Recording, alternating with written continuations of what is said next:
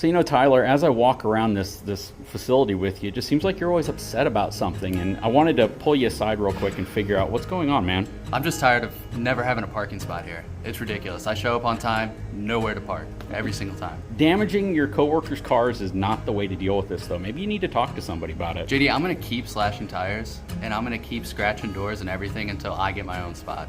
Well, I guess that's the way you have to deal with it. You know, we should get back to the meeting. Yeah, that's true.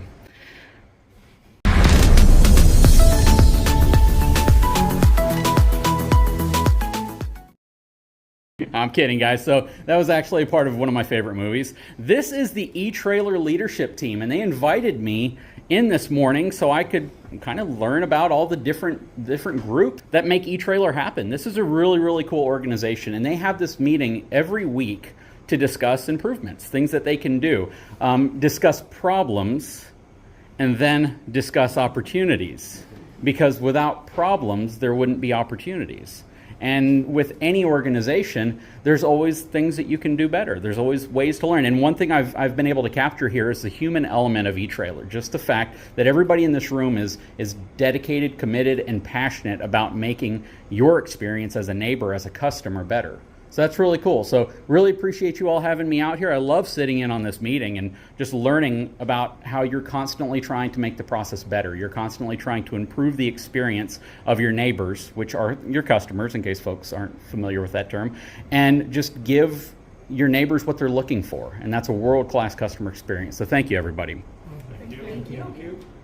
Okay, so one of the number one questions I get is from folks who are getting into RVing. They're getting their first travel trailer, or they're looking to upgrade from maybe a smaller travel trailer to something larger. Maybe they have a weight distribution hitch. Maybe they have sway control that was provided to them by the RV dealership as part of the deal when they bought their RV. Maybe they purchased it, and they're just trying to figure out what the differences are, how they work, how the technology is supposed to actually do both weight distribution as well as sway control. So we have several weight distribution setups here in front of us today. And the point of this is to try to get a flavor of each type of weight distribution and sway control technology in front of you so I can kind of go through and show you how the different systems work.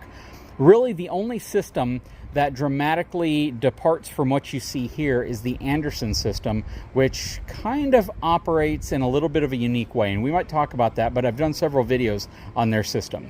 Okay, so let's start here to the left. So both of these are Reese setups. This top one is their dual cam setup, which is essentially the spring bar coming down and it goes over this cam. And then the one down here is a traditional weight distribution setup. This is actually very traditional with a lot of different systems that are available on the market from a lot of different manufacturers. So by showing you this, it's going to be very similar to products from Fastway, which makes one that's very similar. Curt makes one that's very similar. Even the one from Harbor Freight is very similar. It's basically a tubular bar that flattens out and it goes into these sockets at the end, and you have two of them. They basically run down next to your A-frame, which this is supposed to emulate an A-frame of a trailer. You have these L brackets, which come down and extend off the side. And then these spring bars rest on top of the L brackets. So this setup right here is both weight distribution and sway control by way of friction. So the weight distribution is the spring bars. As you lower your RV down and you set these bars properly, this flat section of the bar right here is going to make contact with the flat section of this L bracket right here. And when you turn, it's going to rub up against it, and that's going to be your friction. That's going to be like a braking force, which prevents your trailer from hinging with your hitch as easily. It's basically creating that friction and that inability for it to easily turn right here, because again, these bars are going to be rubbing in and out on top of this flat metal bar or this flat metal L bracket, and it's going to wear away very quickly the paint on the bottom of here, but essentially that's where your friction comes from to help mitigate sway. Now you can see up here they have two little holes. These holes up here are so you can add a secondary type of sway control, and we'll talk about that in a second when we get to a component that would traditionally plug in here. So the Reese dual cam is set up very similarly in terms of weight distribution. Basically spring bars that are going to be positioned on top of these brackets right here, and as you adjust the amount of pressure pushing down on this bracket here, it creates an arching effect, which then takes some weight off the front of your trailer and the back of your truck and moves it to the back of your trailer or the front of your truck, depending on how much pressure these spring bars are applying right here. And what it's doing at that point is, if you look at this front section right here, this A-frame, it's pressing down so the middle kind of bows up like this. And that's that weight control, that weight distribution that we're trying to set up. The actual sway control methodology behind this is the cam right here, where this actually notches around here. So when this round portion is in line or inside of this groove right here, you can see it would be very difficult for this to go forward or backward, especially if there's a lot of downward pressure going on here. So whenever you turn, the goal of this is once you start going straight again, they're going to fall into line. The cam is going to sit into the little socket here on the spring bar, and it's going to be very difficult for it to break out of that connection unless you intentionally turn the trailer. So that's how sway control works here. Whenever you're going straight, because this ball or this tube right here is going to fall into that socket, it's going to create sway control by not allowing the hinging mechanism of the A-frame to turn like this as easily. Moving on to the Blue Ox setup. So this is a very, very popular setup. A lot of folks really, really like this system, and it works really well. This system actually uses caster as its form of sway control. So weight distribution, still pretty much the same.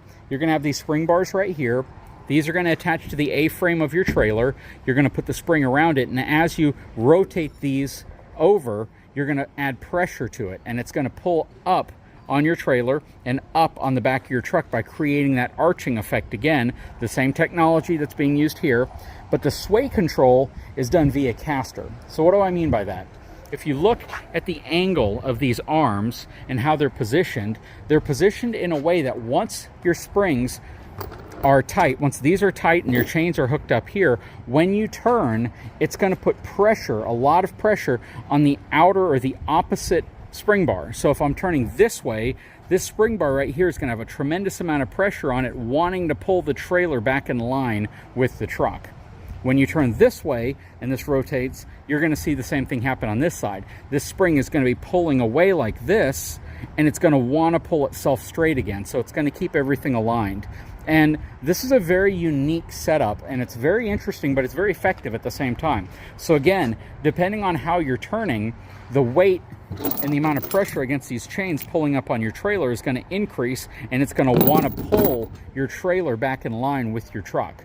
So that's why it's really important to set this one up properly as well, to make sure that the chains are equally tight on each side, that you have the right amount of pressure, and you're also focusing on the right amount of weight distribution. This is what I was going to show you originally up front with the Reese setup. So on this Curt system, the ball right here would be similar to a ball you can put right here for the Reese setup.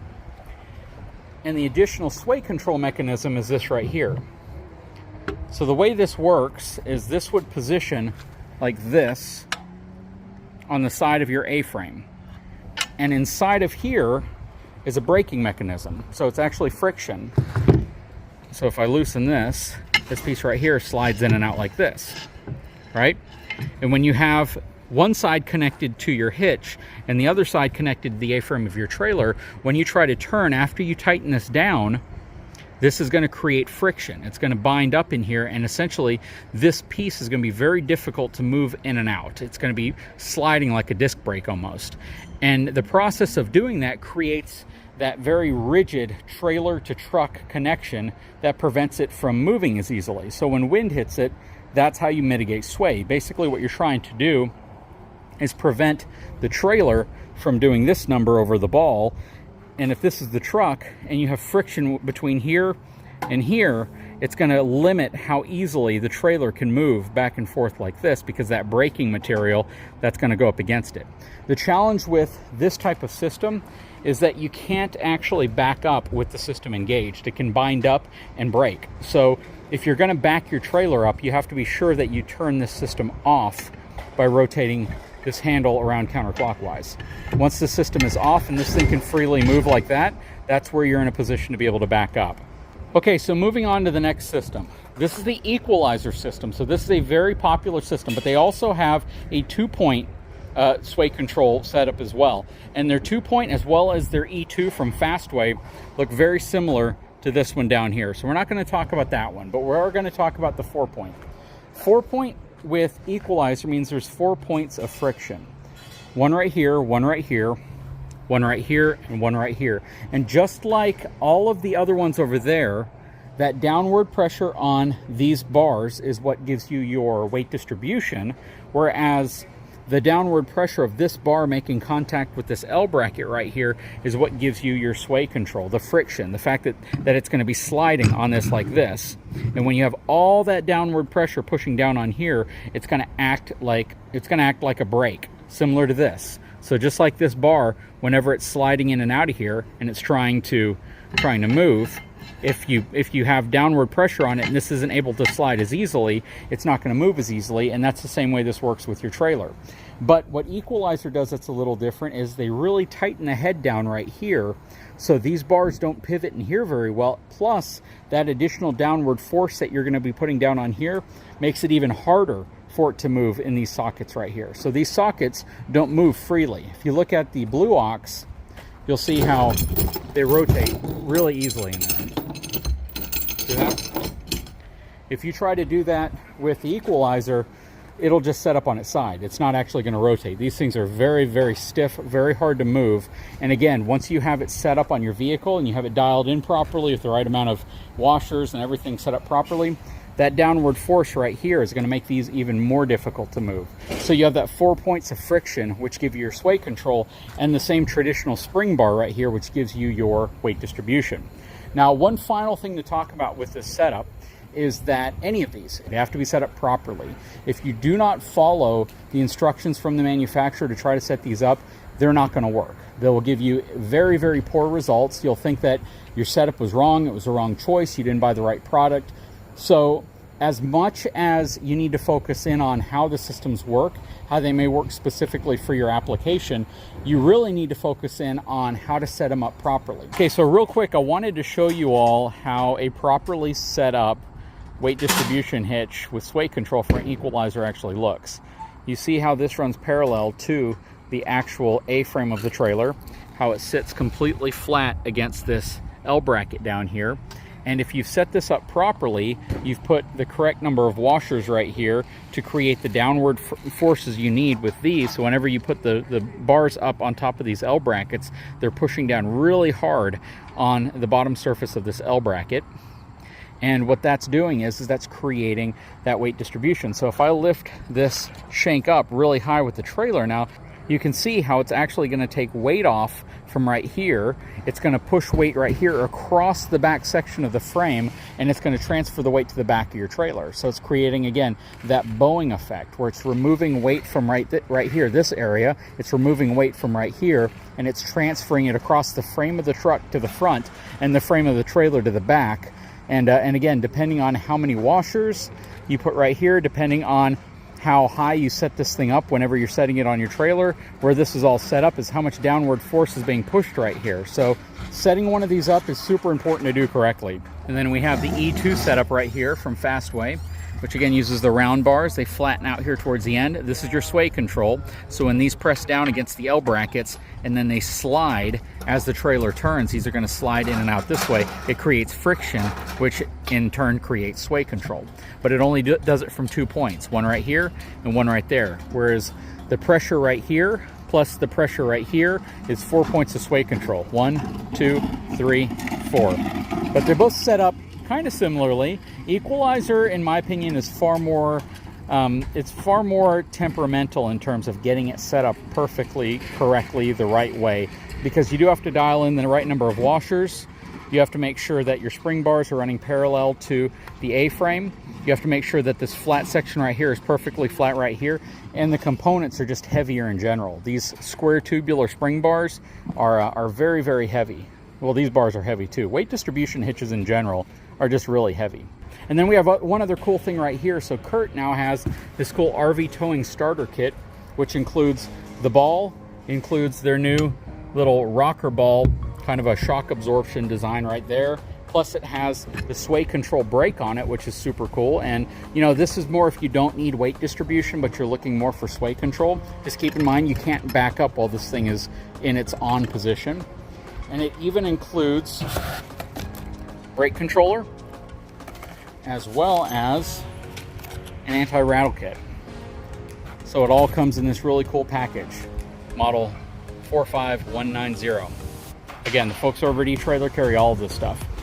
Guys, if you haven't had a chance, please take a moment, subscribe to the channel, give me a thumbs up, and we'll talk to you again very soon.